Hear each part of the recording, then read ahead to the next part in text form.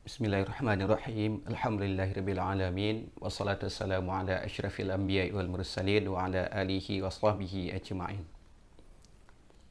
Ini nasihat bagi kita semua. Belakangan ini ramai kita membaca di media sosial tentang banyaknya para artis atau para YouTuber atau influencer yang mu'allaf masuk ke dalam agama Islam ini. Dan kita bersyukur kepada Allah Subhanahu wa taala. Orang-orang itu mendapatkan hidayah dari Allah Subhanahu wa taala dan mau masuk ke dalam agama Islam.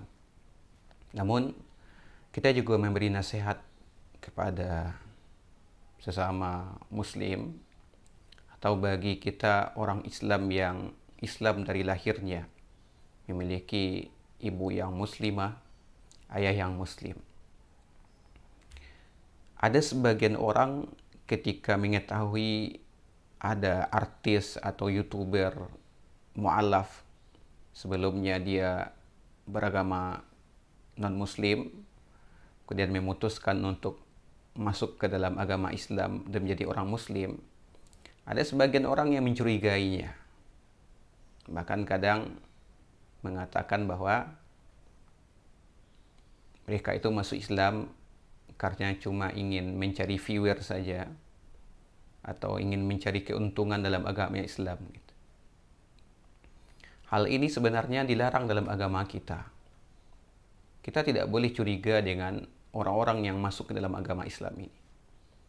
Kalau memang ada artis, YouTuber, atau siapapun yang mereka memutuskan untuk memeluk agama Islam, mereka bersyahadat bahwa tidak ada Tuhan yang berhak disembah dengan benar kecuali Allah, dan mereka mengakui bahwa Nabi Muhammad itu adalah utusan Allah. Mereka mengakui bahwa Yesus atau Nabi Isa itu adalah Nabi dan hamba Allah dan Rasul Allah gitu. Maka kita hargai, berarti mereka sudah dianggap sebagai orang muslim, saudara kita sama muslim. Nggak perlu kita curiga. Saya sering sampaikan tentang kisah Usamah bin Zaid. Kalau kita baca di antaranya akan terdapat kisah ini diceritakan dalam kitab Sahih Al-Bukhari dan Sahih Muslim. Yang mana inti dari kisah Usamah bin Zaid ini adalah Rasulullah pernah mengutus Usamah bin Zaid untuk pergi berjihad, pergi berperang. Kemudian ketika Usamah bin Zaid ini berperang, maka beliau menghadapi satu orang kafir, dan Usamah bin Zaid berhasil menjatuhkan orang kafir ini. Ketika Usamah bin Zaid berhasil menjatuhkan orang kafir ini, maka Usamah bin Zaid akan memenggal lehernya untuk membunuhnya gitu. Maka orang ini mengucapkan la ilaha illallah. Jadi dia mengucapkan la ilaha illallah, tidak Tuhan yang berhak disembah dengan benar kecuali Allah gitu. Maka Usamah bin Zaid tetap membunuh orang ini dengan anggapan bahwa orang ini mengucapkan la ilaha illallah tujuannya bukan karena betul-betul masuk ke dalam agama Islam, tapi tujuannya hanya ingin menghindar dari tebasan pedang Usamah bin Zaid. Dan kasus ini dikadukan kepada Rasulullah SAW. Maka Nabi agak kecewa kepada Usamah bin Zaid. Kenapa Usamah bin Zaid tetap membunuh orang yang sudah mengucapkan la ilaha illallah.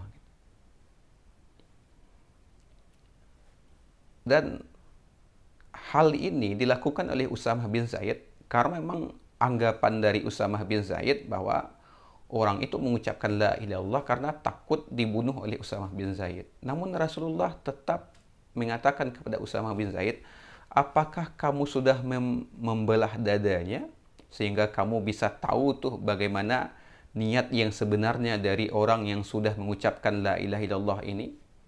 Apakah memang benar-benar karena ingin masuk Islam atau karena ingin menghindar dari pembunuhan yang akan kamu lakukan terhadapnya di dalam perang tersebut gitu. Artinya Rasulullah itu mengajarkan kepada Usamah bin Zaid dan kepada kita semua, Kita cuma bisa menilai orang itu dari yang nampak saja, yang lahiriah saja. Nahnu nahkumu bizzawahir wallahu yahkumu bissarair. Kita menilai orang itu dari yang nampak-nampak saja. Dan kita tidak bisa menilai hati seseorang. Karena yang bisa menilai hati seseorang hanya Allah Subhanahu wa Ta'ala. Kita nilai orang itu dari apa yang dia ucapkan. Kita bisa nilai orang itu dari apa yang dia tampilkan, dari gestur tubuhnya. Gitu. Tapi kita nggak bisa menilai niat seseorang, hati seseorang. Maka karena kita nggak bisa menilai niat seseorang, tidak bisa menilai hati seseorang, makanya kalau ada orang masuk Islam, dia ngucapin syahadat gitu. Berarti kita hukum dia sebagai orang Muslim. Nggak boleh kita curiga. Oh, persoalan dia masuk Islam itu karena viewer, karena mencari keuntungan, karena yang lain-lain gitu. Itu urusan dia dengan Allah Subhanahu wa Ta'ala, bukan urusan kita. Maka jangan sampai kita mudah berburuk sangka kepada siapapun juga. Jangan berburuk sangka kepada sesama Muslim, dan jangan mudah juga kita berburuk sangka kepada orang-orang yang sebelumnya non-Muslim kemudian memutuskan untuk memeluk agama Islam. Nggak perlu kita curiga. Cukup kita doakan mereka kepada Allah Subhanahu wa Ta'ala. Semoga mereka betul-betul masuk ke dalam agama Islam ini, memeluk agama Islam ini, bersyahadat betul-betul karena menemukan kebenaran dalam agama Islam. Dan cukup kita doakan kepada Allah Subhanahu wa Ta'ala supaya mereka istiqamah mengamalkan ajaran-ajaran Islam ini, dan istiqamah mengamalkan ajaran Islam ini secara kafah, secara menyeluruh. Cukup itu yang kita lakukan.